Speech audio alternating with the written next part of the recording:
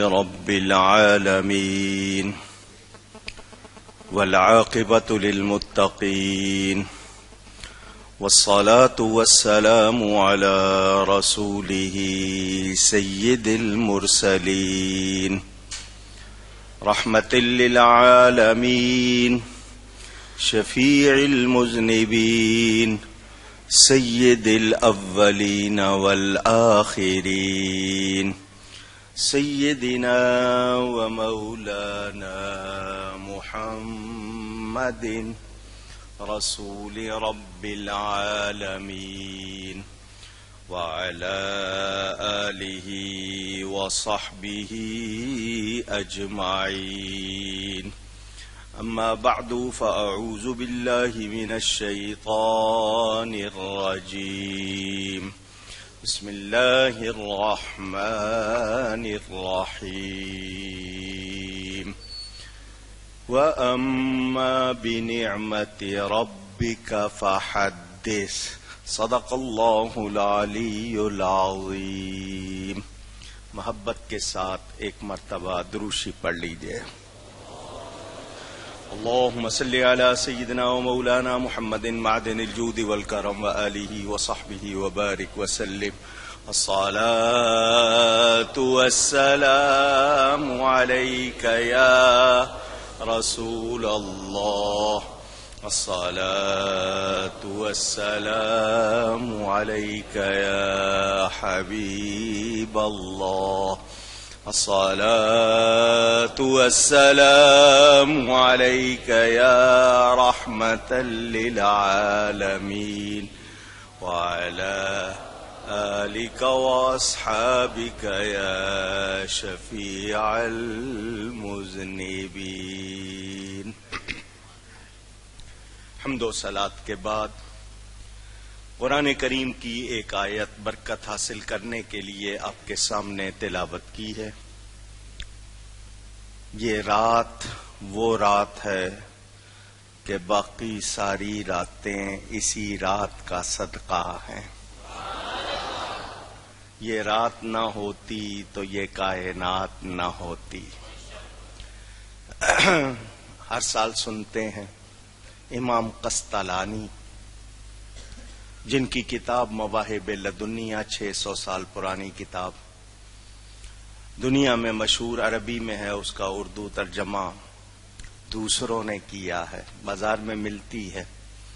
اس کتاب میں بھی انہوں نے لکھا کہ یہ رات شب قدر سے افضل ہے. شب قدر حضور کی وجہ سے ملی ہے، تو جس کی وجہ سے ملے، جو خود ذات شرف والی ہے، جس رات میں وہ آئے ہیں وہ رات شب قدر سے افضل. شب قدر میں فرشتے اترتے ہیں، اس رات میں نبی آئے ہیں. وہ فرشتوں سے افضل تو یہ رات بھی افضل. شب قدر امت کو ملی ہے، یہ رات پوری کائنات کو ملی ہے. اس لحاظ سے بھی یہ رات افضل. اہل ایمان ان راتوں کو عید بناتے ہیں. جنہوں نے ان راتوں کو عید بنایا ہے اللہ تعالی ان کے مقدر چمکاتا ہے، انہیں ثواب و رحمت ملتی ہے. وہ لوگ جو اعتراض کرتے ہیں ان کا کام ہی اعتراض کرنا ہے. انہیں نبی سے محبت، اپنی ویڈنگ اینیورسری مناتے ہیں، اپنے دن مناتے ہیں، بچوں کے دن مناتے ہیں. نبی کا دن آ جائے تو انہیں پسند نہیں ہے.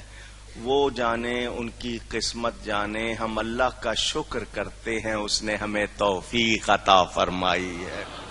اللہ فرماتا ہے وَأَمَّا بِنِعْمَةِ رَبِّكَ فَحَدِّثْ، اور اپنے رب کی نعمت کا خوب چرچا کرو. تو حضور صلی اللہ علیہ وسلم سب سے بڑی نعمت ہیں، ان کا چرچا کرنے کا حکم کون دے رہا ہے؟ اسی رب نے فرمایا وَرَفَعْنَا لَكَ ذِكْرَكَ، اور ہم نے آپ کے لیے آپ کے ذکر کو بلند کر دیا. دنیا کی سمتوں میں گھوم جائیے، ہر جگہ آپ کو ذکر مصطفیٰ سننے کو ملے گا. میں اور آپ ذکر کر کے خود کو برکت والا بناتے ہیں. ہمارے ذکر سے نبی کی شان بلند نہیں ہوتی. جو شان بیان کرتا ہے خود شان والا ہو جاتا ہے. اس حوالے سے بہت ساری باتیں ہیں، بہت سے ذکر ہیں جو آپ ہر سال سنتے ہیں. میں نے مختصراً یہاں کچھ تھوڑا سا ذکر کرنا ہے. سب سے پہلی بات تو یہ کہ نبی پاک صلی اللہ علیہ وآلہ وسلم اللہ تعالی کے بندے ہیں، مخلوق ہیں، اور میلاد مخلوق کا منایا جاتا ہے، خالق کا نہیں منایا جاتا.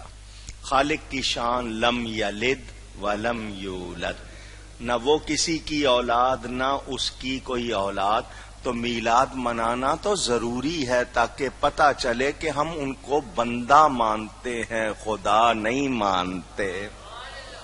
اب میلاد منا کر شرک کا خیال بھی ختم کرتے ہیں تاکہ لوگوں کو اندازہ ہو جائے کہ ہم نبی کو نہ خدا کے مثل، نہ ان جیسا، نہ ان کے برابر، نہ شریک، نہیں، ہم ان کو اللہ کا حبیب مانتے ہیں.